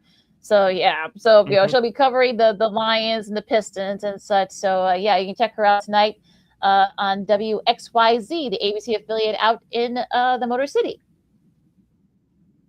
All right. You're listening to Second City Sports on Sports All Chicago. LaKeena here with you, wrapping up today's show, the Monday Extravaganza edition. Around this time every Monday, this is our segment that we salute old school TV show, a mini series, a movie special, sometimes sports. But today we are going places, as LaKeena been reminding you throughout the whole show. And today, for today's edition of Old School TV Monday, we will salute the ABC 1990-91 TV sitcom Going Places. It was an American television sitcom that aired on ABC from September 21st of 1990 until March 8th of 1991. The series starred Alan Ruck, Jerry Levine, Heather Locklear, and Haley Todd as four young Hollywood writers renting a house together. It aired as a part of the TGIF block during its early years. The series was created and executive produced by Robert Griffith and Howard Elder and developed by and executive produced by Thomas L. Miller and Robert L. Boyette for Miller and Boyette Productions in association with Laura Mar Television. Here was the cast for that was show that aired in one season. Alan Ruck played Charlie Davis, one of the leaders of the four writers. Heather Locklear played Alex Burton. Haley Todd as Kate Griffin, member of the Four Writers Club. Holland Taylor as Don St. Clair, but the producer for the Hidden Camera television show Here's Looking at You. And Stacy Keenan, before Step by Step, she played Lindsay Bowen, the 15-year-old teenager who lived next door to the four writers. Yeah, this was sort of like one of those shows that was well ahead of its time. This was a more of adult oriented sitcom for the first few episodes. I know some people will say, well, Friends took from this. Well, look, let's be real. There weren't a lot of young adult sitcoms at that point. So this was sort of like the kind of like broke the mold, if you will, especially with the TGIF being the line. Of course, those shows were mostly family friendly oriented shows. So that part I think was a little bit surprised because this was a show we did this show already for Old School TV Monday, but this show that replaced just the 10 of us. So it didn't do very well. Yeah, it didn't do very well the first few episodes. So they totally revamped the show. Later on, they wrote out Holland Taylor, the wonderful Holland Taylor's character out. They brought on JD Daniels. Of course, if you guys remember, he was on a Full House episode, Full House, where he played a friend of Stephanie's that was being abused by his dad. Also, Christopher Castile, who this was before he and Stacey Keenan would do Step by Step that next season, that later on that year in '91, he came in as Sam Roberts, kind of like the kid to kind of make it more of a family-friendly show, since the Rays weren't doing very well those first few episodes. They actually re-aired it in May. Those 6 episodes that were more friendly. The camping show would end up being the last episode. It was actually also featured Ryder Strong. But about later that year, a couple years later, he would, of course, Boy Meets World. We did that show already for Old School TV Monday. So it was actually a show that was kind of well ahead of its time when it comes to the young adult cast. Of course, you had Alan Ruck, most famously from Ferris Bueller's Day Off. He was actually slated to do another show on NBC, but when that show didn't get picked up, Miller Boyett actually contacted him to do this show. So there you go with that. Haley Todd, of course, her most famous role would end up being, of course, years later, she would play Lizzie McGuire. So this is sort of one of her first big shows as well. Jerry Levine, you guys probably seen him in various shows. He was on Teen Wolf and the original Teen Wolf with Michael J. Fox, had a lot of film credits. He's actually done a lot of voiceover work since then. So, he's been doing his thing too. Philip Charles McKenzie, of course, who would play the producer of the new show that Here's Looking at You, that hidden camera show. You've probably seen his name in various credits too over the years as a director. So that's what he's been doing the last few years as well. So you can probably say that if the show would have aired maybe a couple of years later, it would have worked. But at that time, the way it was constructed originally, it just didn't work.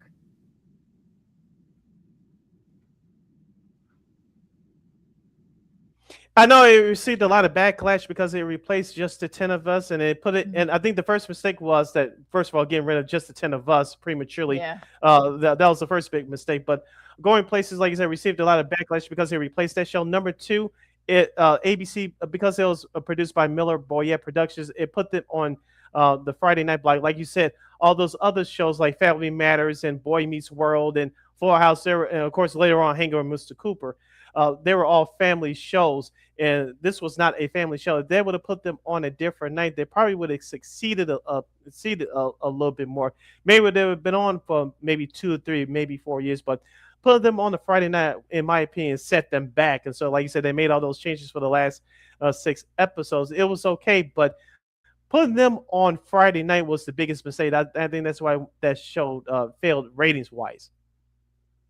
Yeah, and also, of course, Alan Ruck and Heather Locklear will reunite years later for the last 3 seasons of Spin City. We already did that show. We actually mentioned that earlier. I think we might have teased it a little bit when we did Spin City a while back for Old School TV Monday. But yeah, they would reunite to do that show. And of course, Alan Ruck would go ahead and do also most recently Succession. So he was on there for many years too, from the start to finish. So yeah, he ended up doing okay. And look, it worked out for Heather Locklear too. She ended up joining Melrose Place and saving that series the next year. So it worked out pretty well for all of them. But yeah, like you said, I think they were basically snake bitten from jump. And yeah, I think it would have done better. Like you said, if I went on a Tuesday, I know Tuesdays and Wednesdays they would have been a better spot for them at the time. Excuse me, I think, but yeah, like you said, I mean, the fact that the Just the 10 of Us replacing that show, backlash, and also it wasn't really a family-friendly show. Yeah, it kind of was a DOA, I have to say, from jump. Yeah, it obviously it wasn't the actor's fault, but it was the fault of the networks and ABC and their executives. What happened at the time, as you mentioned about all these stars that started on that show, it dealt with life issues, dating, and working and working in the entertainment field, which wasn't as popular at the time, unless it is now, of course, with social media being all around. But I thought it was a C+ B- show. But like we said, with the behind the scenes stuff, we're replacing another popular show and putting this in its place on a Friday night, which set them back from the jump.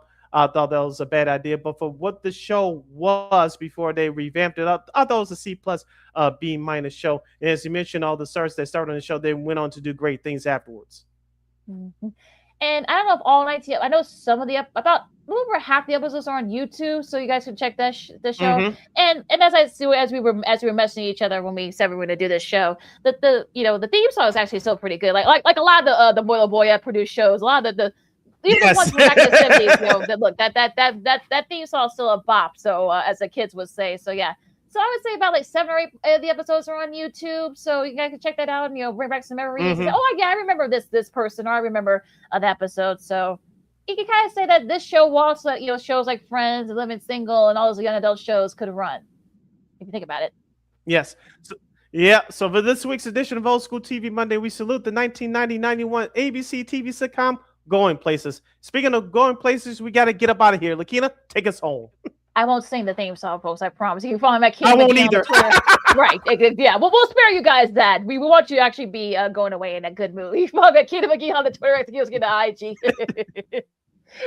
You can follow your Shirley Sidney Brown on the Twitter, X, and the IG at SidKid80. Once again, it's SidKid80. That's SIDKID80. SIDKID80. Be sure to download that Sports Zone Chicago app wherever you get your apps. Please hype the video if you can, if you're watching us live, after you hit that like button. And follow us on social media as Facebook, X, and Instagram. And thank you very much in advance for your support. Like, share, subscribe, and tell your friends. Be sure to catch Second City Sports live in the living color every Monday, every Friday from 12:15 to 2:15 p.m. Central Standard Time, right here on Sports Zone Chicago. One more again, as the kids would say. Be sure to catch Second City Sports live in the living color every Monday, every Friday from 12:15 to 2:15 p.m. Central Standard Time, right here on Sports Zone Chicago.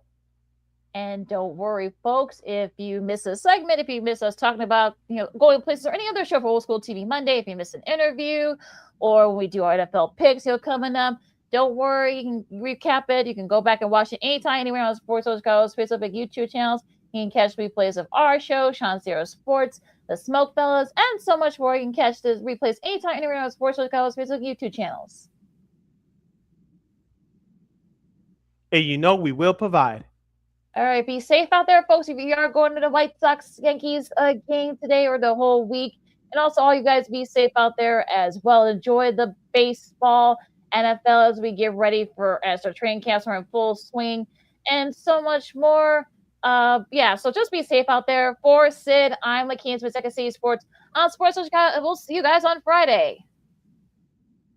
Real quick shout out to the Chicago Sports Funds that had another stellar outstanding tailgate last Saturday night before the White Sox Astros game. Thanks to all who came out. Yours surely was there. And some new people that came out as well, including Melissa Francesca. She's the queen of Bulls Twitter. Her new group called the Fourth Space, they were out representing as well, not only at the tailgate, but inside the park for the game as well. So shout out to those great folks that attended the Chicago Sports Bums tailgate for the month of July. Until Friday, go Sox! Holla!